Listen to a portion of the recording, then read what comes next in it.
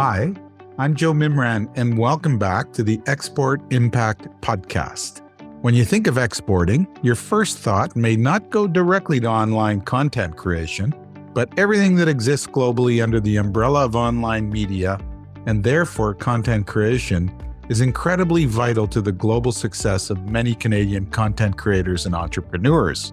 And that's exactly where my next guest shines.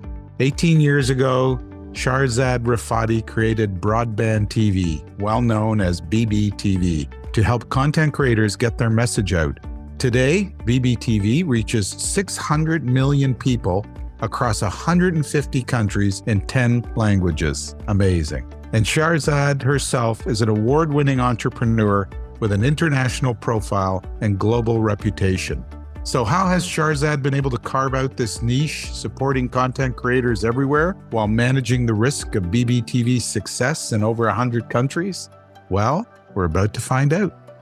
I'd like to begin today's episode by acknowledging that we're recording from my office in Toronto, which is on the traditional unceded territory of many nations, including the Mississaugas of the Credit, the Anishinaabe, the Chippewa, the Haudenosaunee, and the Wendat peoples, and is now home to many diverse First Nations, Inuit, and Métis people. We value taking this moment to deepen the appreciation of our Indigenous communities wherever we are, and to remind ourselves of our shared debt to Canada's First Peoples. Shahrzad, thank you so much for joining us today. And before we get into the business of BBTV, please tell us a little bit about your personal background story. I found it fascinating when I was reading a bit about you and your family and where you came from. I'd love to hear it in your own words. Thanks so much. First of all, Joe, thank you so much for having me on your podcast, and very much looking forward to our conversation. When it comes to my background, I grew up in Tehran in Iran. It was during the war, and it was at a time when content was very much so rationed and inequality was certainly an everyday reality, which hasn't changed much. I only had access to a handful of TV channels. I could see even at that age the power of content, even at a small scale. I was very young, but I'd already had seen enough of the world to know that I needed a different future and I needed a life where I could make a difference. And really seeing also, as I'm sure you've seen, the protests that are going on right now in Iran really brings me back to how I felt during obviously this time. And this is such an important moment and hopefully turning point for the women of Iran. And of course, I know this is a great podcast. We talk about business, but I believe in business for good. So I encourage all your listeners also to really get involved and share the news and updates that are coming out of Iran, because we all can make a difference. But going back to my story, experiencing, Joe, that inequality firsthand created this desire and the passion in me to be a positive agent for change, which very much so bring me back to my favorite quote from Gandhi, which is to be the change that you actually wish to see in the world. And that's why I moved to Canada, to really have access to more of an inclusive and equal opportunity. I moved here when I was 17 by myself, just one suitcase, really no computer skills, very little English, and really my passion for math and technology is what drove me to pursue computer science in the university. And again, it was around this time that content played a big role in my life in helping me learn the language, expose me to new cultures. And of course, there was so much more of it. And it was around this time that I built the business model for BBTV.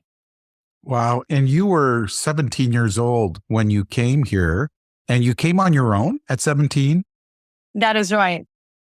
Wow. That's truly incredible to hear. So I want to start to get into the BBTV side of your life now. We usually talk to people that export physical products, not digital products the way you do.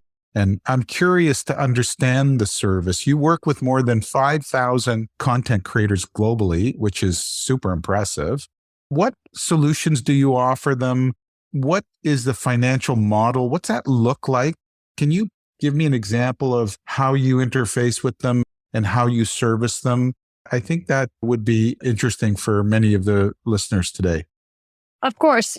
The business model for BBTV, what we do, we're a media technology company. We help content owners and content creators become more successful. We make content more valuable. We're the largest global video network in the world working with professional content creators from independent content creators like Aziland to large media companies like the NBA, Sony Pictures, Paramount, and others. Because if you think about it, at the end of the day, Joe, digital leveled the playing field. So it was just really about how do you, in this world where you have unlimited supply of content, you have 50 million content creators, you have more than 4 billion users across social media that are consuming content. How do you get the right content in front of the right audience? And how do you make content more valuable? And that's exactly what we solve for. We built a very strong platform suite of solutions where we work with content creators as that one-stop shop that helps them expand their views, expand their reach, have a much more engaged audience, and then monetize that audience more effectively on an advertising basis. Could you give me an example of a content creator and what do? They post something on YouTube. Let's say they're trying to sell a product or they're trying to sell themselves, whether it be some new weight loss thing or something. Give me an example. For sure. So when it comes to a content creator, you have to really understand the content creator's life cycle. So a content creator's life cycle, you can think of it as really there are 4 pillars to it. One is creation of content. Then there's the distribution of that content, which is deploying it across different platforms. And then it's about engagement. How do you build an audience? How do you grow that audience? And the 4th pillar is how do you get to monetize that? So what we want to do is at the end of the day, content creators, they want to focus on their core competency, which is creating content. And what we do is we take care of the rest. So we help distribute that content. We help increase the level of viewership, engagement levels for that content. So they get higher watch time. They get a larger subscriber base. They get a larger viewership. And then we place ads against that content to make the content more valuable and to bring them a new revenue stream. So, and the solution is very turnkey, both in terms of the tech that we build and also how we monetize content. So when you're a content creator, you sign up with BBTV, you automatically sign a digital contract. And the minute you actually have that contract signed, you have access to our platform. And through that platform, you get to actually optimize your library of content. With a press of a button, you can optimize your videos to make sure the videos have the right title, they have the right metadata, they have the right thumbnails. And then you drive that overall viewership and engagement for that piece of content dynamically.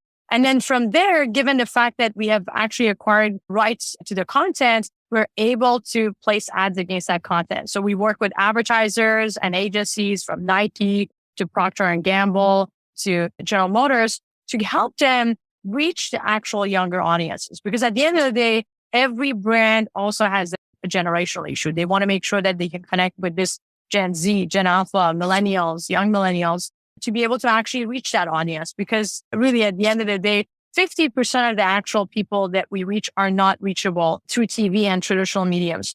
So it's about how do you actually expand that, get in front of that right audience. And at the same time, we drive value to the creators by having these targeted ads that speak to who they are. So if you're a basketball content creator, we're placing ads from, for example, a fitness company or brands that are wanting to reach exactly audiences that are consuming that type of content.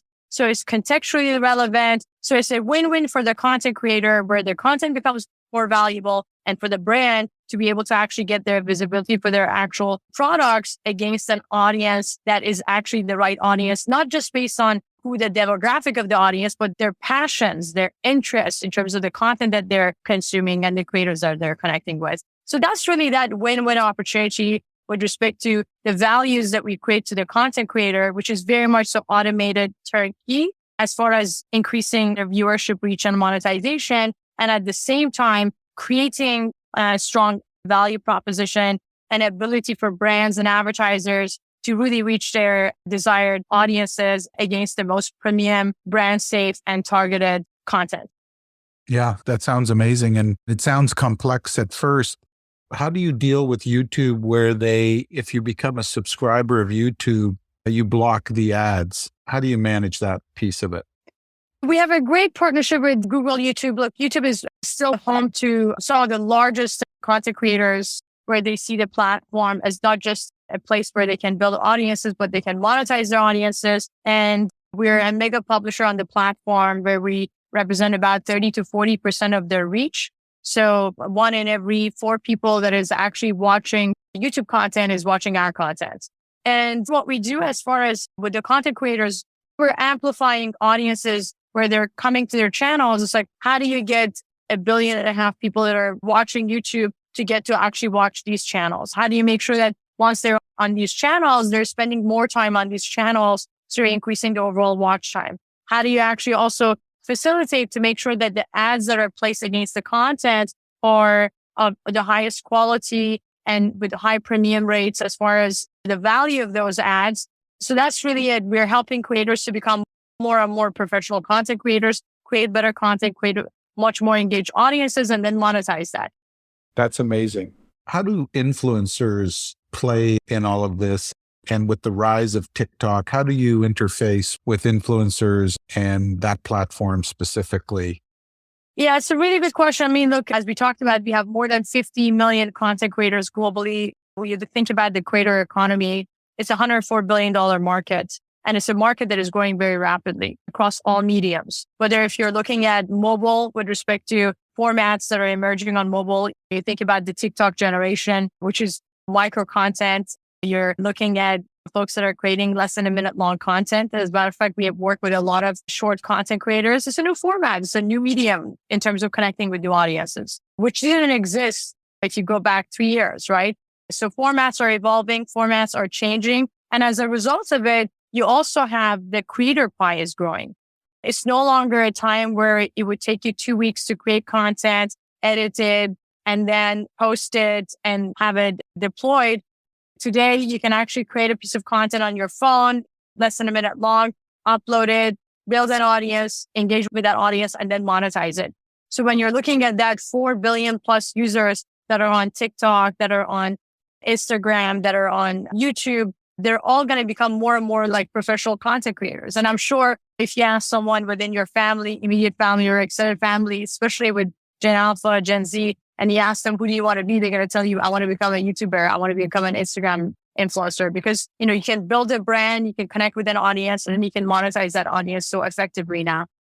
Yep. It is growing, and it amazes me because these short formats now, it's a little bit like Twitter was when they had limited characters, and it's just so fast. That's the other piece of it, which boggles the mind, is how much content is getting created and really how valuable it can be when you finally do hit and get the followers that you're looking for. And as someone who's been always in the consumer goods side and in the fashion side, getting to these end users in an efficient way has always been very much what we've wanted to do in order to sell products. So this is a brave new world. Things are changing so rapidly. You think about companies like Midjourney, ChatGPT. I'm personally, regardless of which protocol you use, I'm very much so excited about what is happening, not just on the tech side, which many talk about ChatGPT, but it's the audio, the video, imagery. You think about Midjourney and how quickly we can actually create imagery. You think about how on the video side of the house, there are a number of companies that are doing very much so innovative work at BBTV. All that we've done over the last 10 plus years is leverage artificial intelligence, computer vision, signal processing to build technology and solutions to automate things for the content creators. It couldn't have gotten it even more exciting. We think about, we're still in the thick of this fourth industrial revolution where you have new technologies and approaches that are merging just in the physical and the digital and even in the biological world. So I think really with respect to this next chapter on how generative AI is going to redefine the entertainment sector, the media tech sector, is very exciting. And any company that is not really looking at disrupting themselves and really embracing generative AI is just not going to be in a good position, because it's no longer a question of if, right? This already has happened. That's interesting. My wife had a gallery showing yesterday. It was all about AI photography and distortion. And it's super interesting. A lot of ethical issues around it, a lot of legal issues, trademark issues. There's a whole bunch of things that also come out of this, and disruption in terms of people losing their jobs. Copywriters are going to have a hard time going forward, and even models may have a hard time. And so it leads me to my question of, when you first started, you started in Canada, and this podcast is about exporting and giving people advice on how they should go about tackling export markets. How did you think about that? What did you do to really get out into the marketplace and start to tackle these foreign markets? What were some of the hurdles that you encountered with dealing in different countries, different languages? I think that would be really great to hear from you on that. Both of us are first generation immigrants. And I think part of being an immigrant, it just exposes you to new cultures, new territories. I grew up traveling different parts of the world. So building a global business was something that I was not afraid of. I always knew that I wanted to build a global business. And it was just about more so, how do you start? Where do you start? And I think being in Canada, so close to the US is our biggest market. And it was just more so about going after large pools of opportunity and solving a big problem for a large market and starting with one of the biggest customers. We started with NBA was one of our biggest customers. Venevision was one of our biggest customers. And we challenge ourselves in terms of building products and solutions that solves problems for some of the largest customers in the creator economy, media and entertainment world. And then from there, you have the IP owners and content creators joined us. So we try to actually really challenge ourselves in terms of building solutions that are truly solving problems for some of the largest players, because they would challenge you in customizing solutions, making sure that you have the right set of policies and procedures and processes in place. And then we were able to scale that out of the US, again, going after the biggest customers in other markets with Latin America, Brazil, Mexico, and then we launched in Europe. And again, I think it would be different. Like I would say being in media tech and software is definitely much easier. But at the same time, being in the business of content, you also have to understand that not each market is the same. So you want to benefit from that global infrastructure to be able to build scalable solutions, but you really need to also understand the local culture. You really need to understand the local challenges that a market is facing to make sure that your solutions are properly localized. And we didn't try to rush into localizing our solutions. We launched our solutions in the Spanish market. We were in the Spanish markets for a number of years before we actually expanded into Brazil. And then from there, we went to Portugal because there was actually specifically similarity in cultures and language in terms of localizing our software. And then we expanded very strategically and we looked at both qualitative and quantitative KPIs in understanding which market we should be tackling next. So we're not too early, we're not too late. And also we can leverage our global infrastructure, technology, what we build to make our solutions a lot more effective and efficient. And as a matter of fact, even though we did last year more than 400 million of top line in revenue, a lot of that, if you think about it as it relates to localization with respect to each of the international markets, we made sure that each of these markets are tackled specifically with the right set of idea, the right set of value adds. And we still got a long way to go and many more markets to get into because we're currently still in 28 countries at the time. And how did you tackle the foreign market? Did you go yourself into the market? Did you have assistance when you went into the market? Did you hire local people? How did you tackle each of these markets? We just went direct. I think it all comes down to building a good team. We hired really solid country managers that understood the market, that understood our space, and a very much so clear onboarding documentation processes to be able to empower them. And in certain markets, we tried to form a partnership. I would say Japan would be one of those where we thought maybe we should form a partnership. But then we realized it's better if you go direct. It may take a little bit longer, but it also allows you to better understand the market and to update your solutions and services. So we've gone direct across all the markets that we operated in so far. We're open-minded because certain markets are more challenging and we're always open to partnerships. And it's also a bit different, for example, when it comes to monetization, in terms of how we actually sell inventory against our content. We are very much so, for example, in Germany, we have a partner there for monetization. As long as the partner can significantly do a better job, we certainly look at those partnerships. Yes. And I guess when you're hiring solid country managers, I think that's more difficult to do than a lot of people think, to find the right people and then to train them correctly. Because you're going to go through churn, I would think, right? You're not going to get it right every time you go into a market. What's the biggest risk that you have when you go into one of these new markets? I would actually say it all comes down to finding the most adjacent market and getting help from the leader of that market. For example, when we launched in Mexico, from there we went to Argentina, Colombia, Uruguay, Paraguay. And then when we wanted to launch in Brazil, we actually got help from the leader of the actual Portuguese market and in Brazil. And then we expanded further. Same thing in Europe. So I think it's very important to really look at these adjacent territories that have similarities in terms of audiences, languages, perhaps even in culture, to really benefit from the infrastructure, the know-how and the expertise that you built to expand into adjacent markets. So for us, that has been probably the most important thing. The second piece of it has been really having a centralized model, and we debated a centralized versus a decentralized model. We tried both, and the centralized model is what basically got us to be very successful and to really gain massive scale. Like today, we reached 38 billion monthly views, and it's simply because of the fact that we actually have created a centralized ecosystem where we benefit from the expertise of folks in different markets that they can learn from each other. And then generally speaking, Joe, we have our mantra is quick failures. So I can't name a big failure that we've had at BBTV because it's all about quick failures, fail quick, fail fast, fail forward. And that's our mantra. So it doesn't matter if it's a new territory that we're launching in, if it's a new vertical that we're launching, if it's a new product, we always want to make sure that we don't fall in love with the ideas of how we do things. And that I highly encourage all of our team members to fail quick, fail fast, and instead of having to deal with large failures. Yeah. And then just from an international perspective, what is the most complex aspect, the riskiest and most complex that you deal with from an international point of view? I would say you just want to make sure that you're very close to regulations and changes in policies. It really doesn't impact us because at the end of the day, we are not the platform itself. We're a mega publisher that sits on the platform. But even with that, we are always exceptionally proactive, involved in making sure that the policies are not impacting our content creators negatively. And also the other piece of it is like diversification. I think one of the things that we practice at BBTV that has been a recipe for success is our diversity.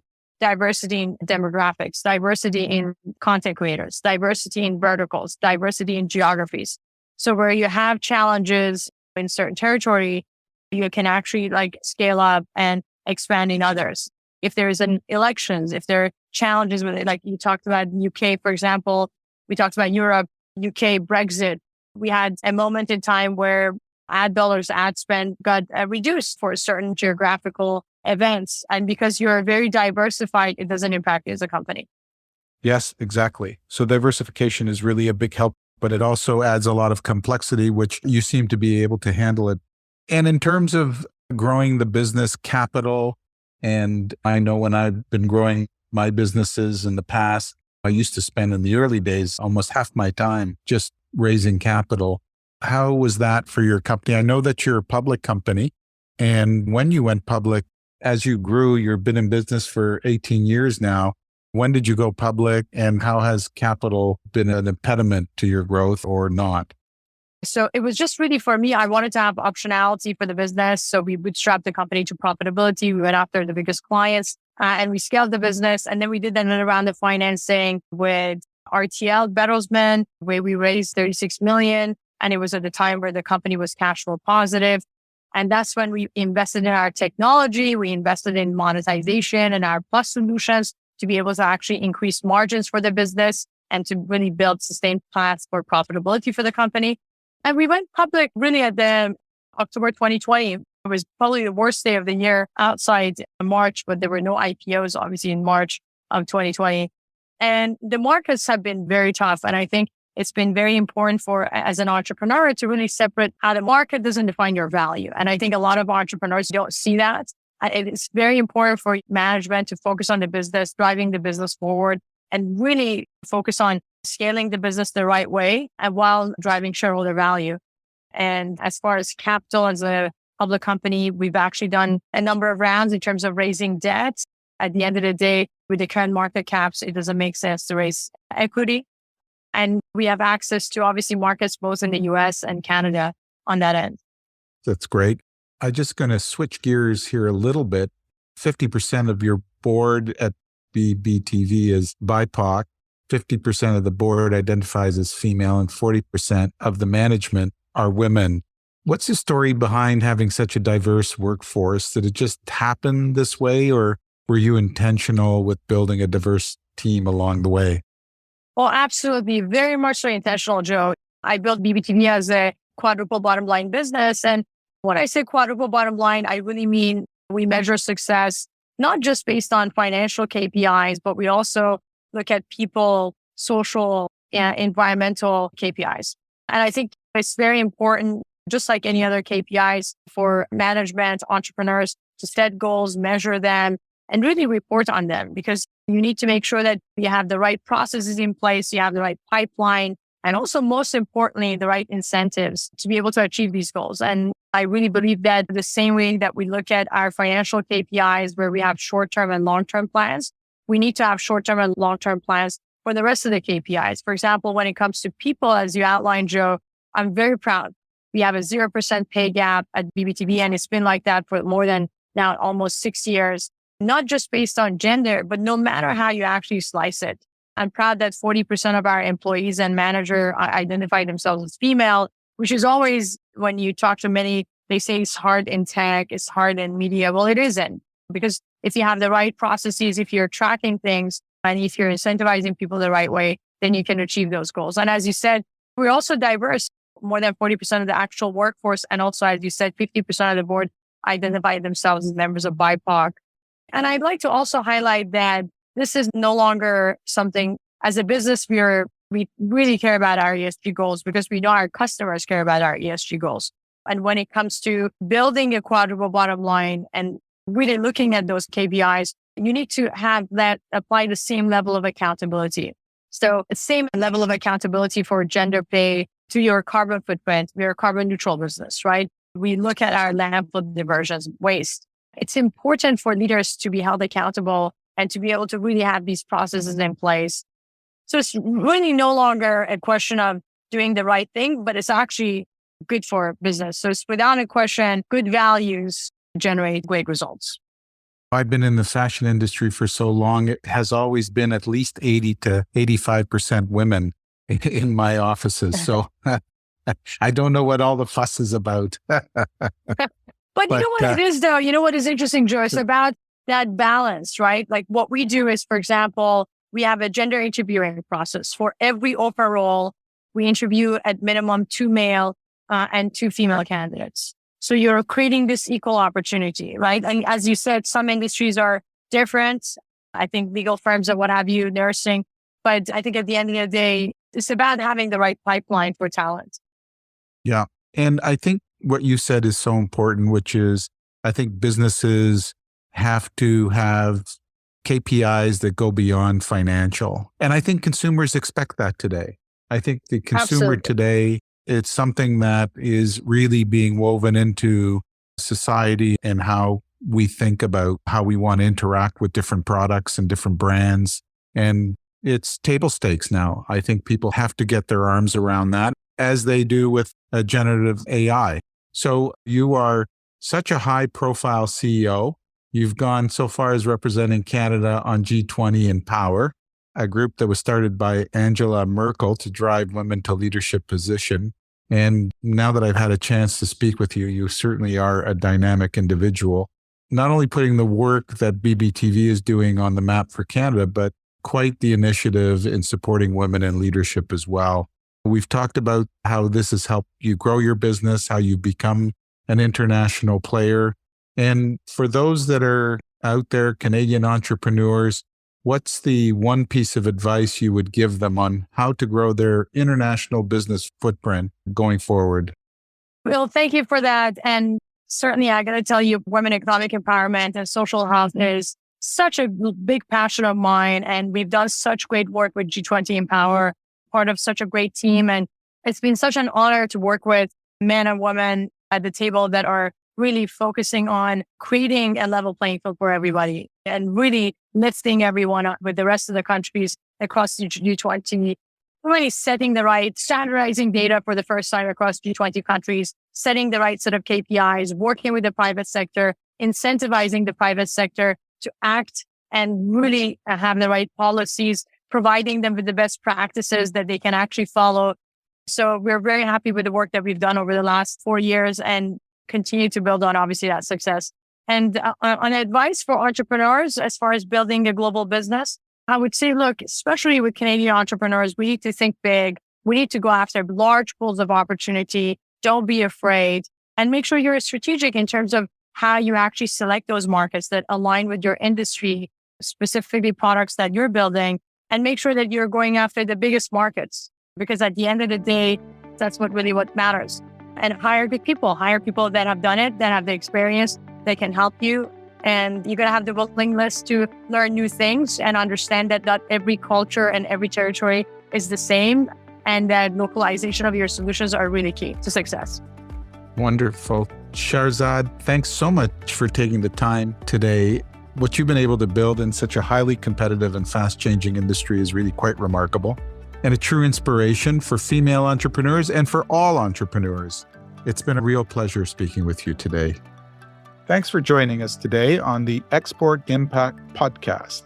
If you enjoyed today's episode, we'd love for you to subscribe, rate, and leave us a review on your favorite streaming platform. See you back here in 2 weeks.